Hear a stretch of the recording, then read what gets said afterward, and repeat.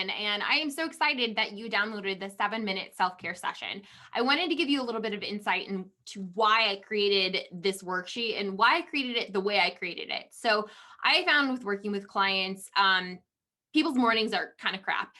They've come to me and they want to work on food and they want to work on healthy habits. And when we dug a little deeper, it's like, oh my gosh, the first thing that you do when you start your day is like go onto your phone and you're on TikTok or Instagram or CNN or another news app for like 30, 40, 50, an hour, 2 hours. That's how a lot of people start their day. So they're already starting their day feeling really sluggish, feeling really heavy about the situation of the world, or comparisonitis, already comparing their bodies or their family or their house or their income to someone else on the internet. And when you start your day that way, it's like you're already like 7 steps behind. You've already wasted a lot of time and you've already made yourself feel like crap. And so if you want to work on habits around food and around exercise, yes, by all means, we can definitely do that. But in order to be that person that can like handle those things and take on those things, you really have to be this person who has control over your morning. You really have to be this person who takes the time and decides that actually showing up for myself first thing in the morning is really important to me.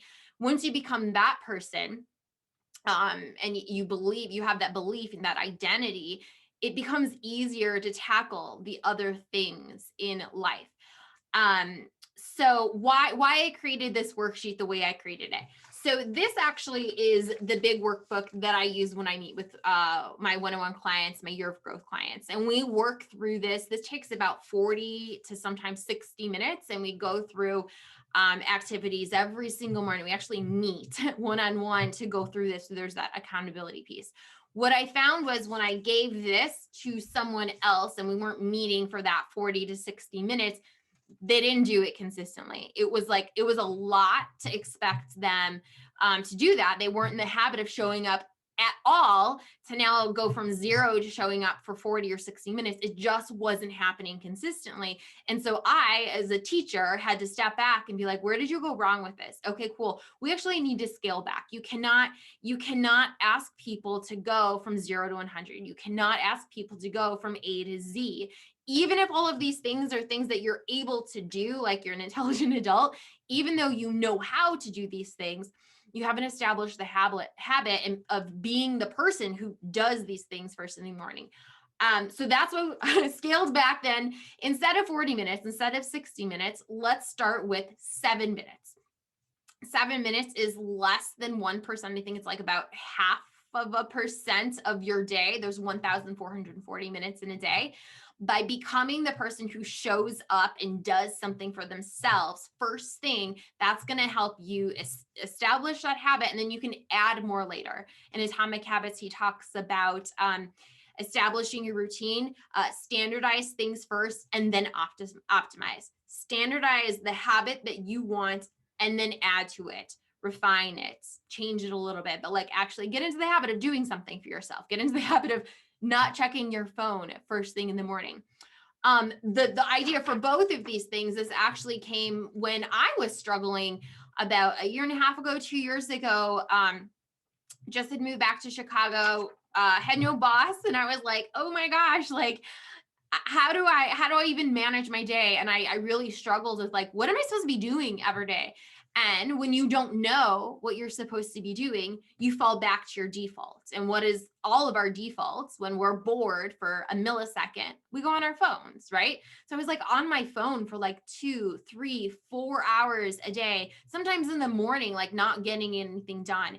And so what I did, the worksheet actually used to be this way.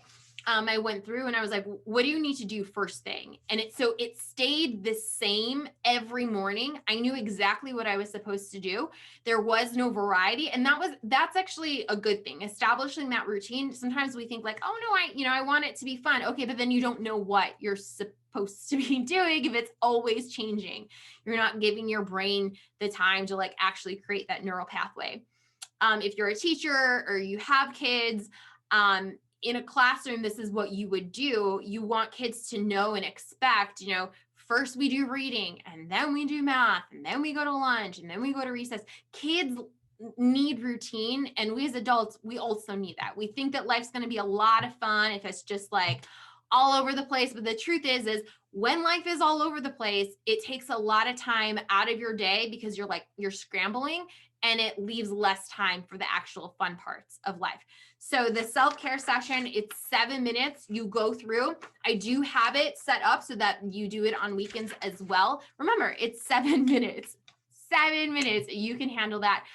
Let me know if you have any questions. I know that this will definitely help you and your 2021. Even if you never optimize, even if you never expand on this, but you just take 7 minutes to yourself every day for all of 2021, you're going to be that person who feels good in their body. You're going to feel good, not gross. You're going to feel accomplished. You're going to feel like you're moving your life along. You're going to feel proud that you're showing up for yourself. If you have any questions, send me an email at coachjacqueline@jacquelinericchio.com. Take care.